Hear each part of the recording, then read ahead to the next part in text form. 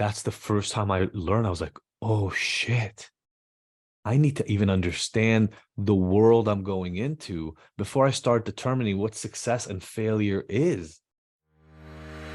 Happy Monday, everyone. It's Sophie. And Adi. We're always looking for new ways to support you, and we know firsthand how life can get in the way. So we've created 5-minute episodes with motivation from us and our great friends to keep you feeling ignited and inspired no matter what life throws at you. Welcome to the Ignited Motivation Podcast. Mini episodes every Monday. Listen while you brush your teeth. Or on your morning walk. And you'll never miss out on the latest tips and tricks that are keeping us feeling motivated. When we go for big things, they're difficult to get. When we go for little crap that anybody can get, it's easy to achieve. If we go for big things, a lot is going to be asked of us, and the success percentages is just tiny.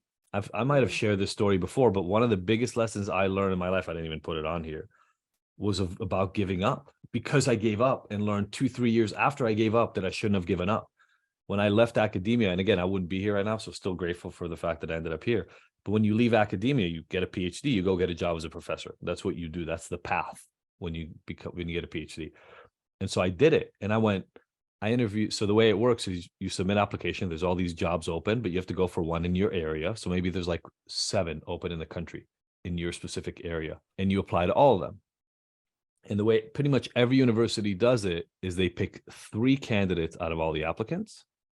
They might do interviews in the middle, but eventually they land on 3 applicants. I think I did a couple of phone calls. So also interview 1, 2.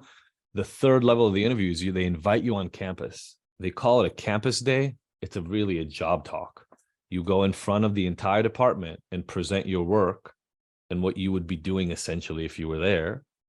And then they vote after that about who they want. So at least dozens, if not about 100 applicants per job. Only 3 people get that thing, and then only 1 person gets it at the end. I got 3 of these job talks, and you prepare and you go, and it's like University of Florida and University of New York. Like, these are big institutions, and 150, 200 people at your talk. I didn't get a single one of those 3.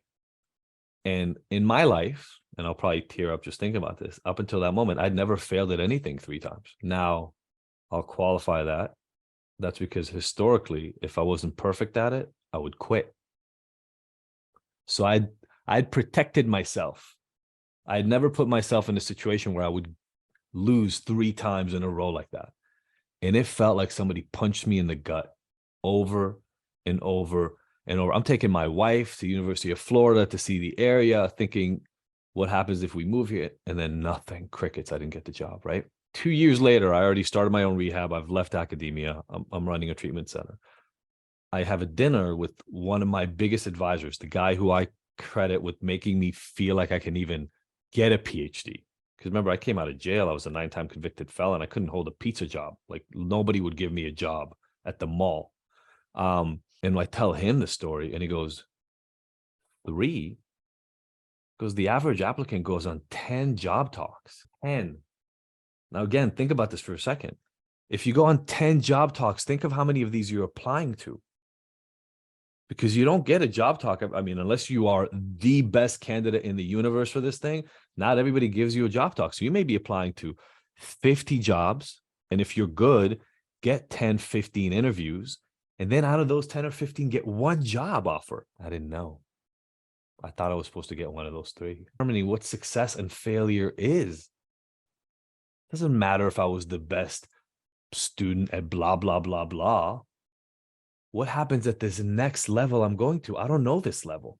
10 job interviews. I would have spent the time to apply to more places. I would have gotten more, right? And then maybe if I would have failed 10 times, I would have had to make a decision, but I didn't even take myself to the game.